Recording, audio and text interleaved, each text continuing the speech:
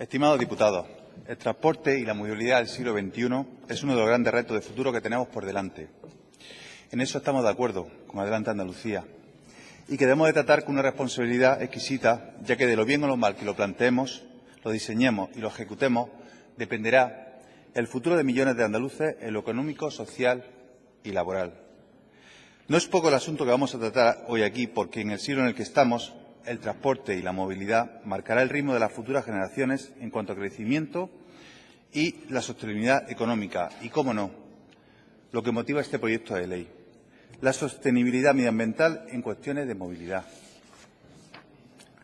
Para nosotros, la movilidad y el transporte del siglo XXI se define en cómo debemos de transportar a las personas y cómo debemos transportar las mercancías. Y desde aquí buscar el equilibrio entre los diferentes sistemas de transporte de manera eficiente y con un equilibrio que tenga, en cuanto a ratios de servicio, contaminación, economía y sociedad, unos niveles ajustados y equilibrados.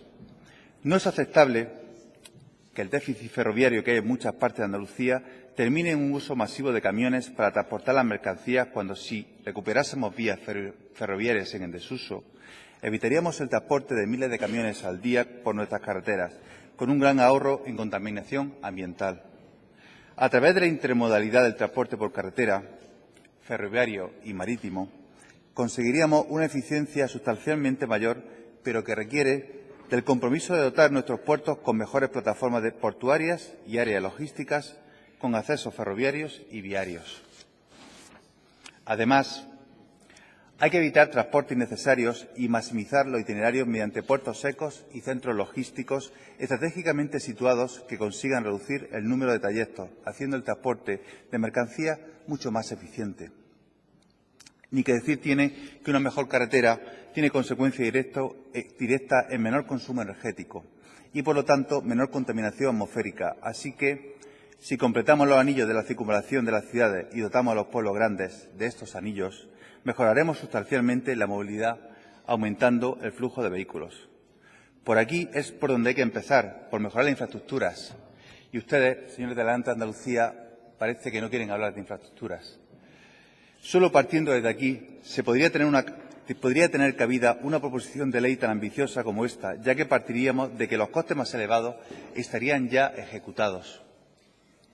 Señorías, el equilibrio entre el transporte limpio y su utilidad real solo se podrá conseguir conjugando un buen servicio de movilidad de mercancías y personas sin rebajar la eficacia del servicio y, por supuesto, sin aumentar los costes para las empresas y para las personas. Esto último es muy importante. No es viable un sistema que, por muy limpio que sea, acabe arruinando la competitividad de empresas y encareciendo el billete de transporte para las personas, porque esto nos llevaría no solo a la merma económica.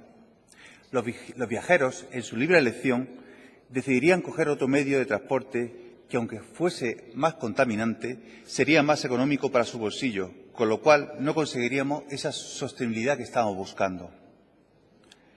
Esto implica unos sistemas de transporte que sean sostenibles medioambientalmente hablando, pero quizás sea aquí donde encontramos la principal divergencia con el partido político que ha redactado este proyecto de ley.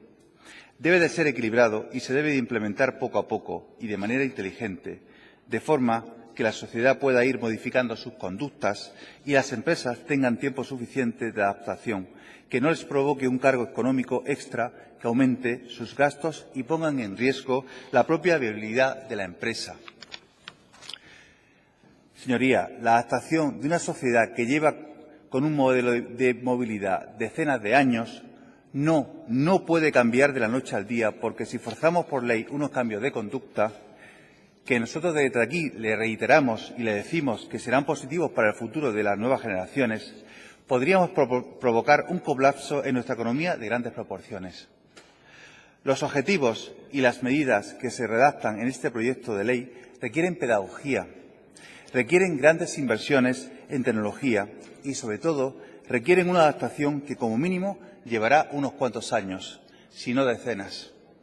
De entrada, ustedes consideran, por ejemplo, que el tiempo que se tarda de más por el uso de la bicicleta hacia el puesto de trabajo sea bonificable en tiempo de trabajo, con lo que está ustedes traspasando a la empresa los costes de ese tiempo, que representa ese modelo.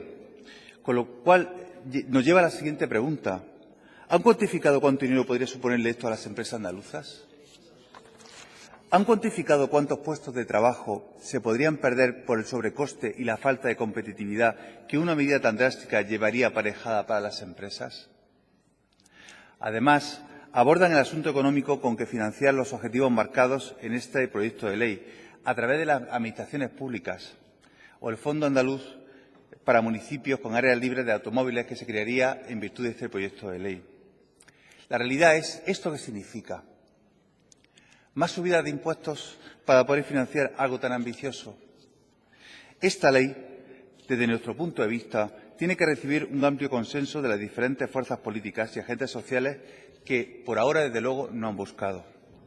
Medidas de tan profundo calado no se pueden implementar de manera unilateral, ya que repercuten considerablemente en nuestro tejido social y económico, y hay que consensuarlas con todos los agentes afectados, y ustedes, por ahora, no lo han buscado.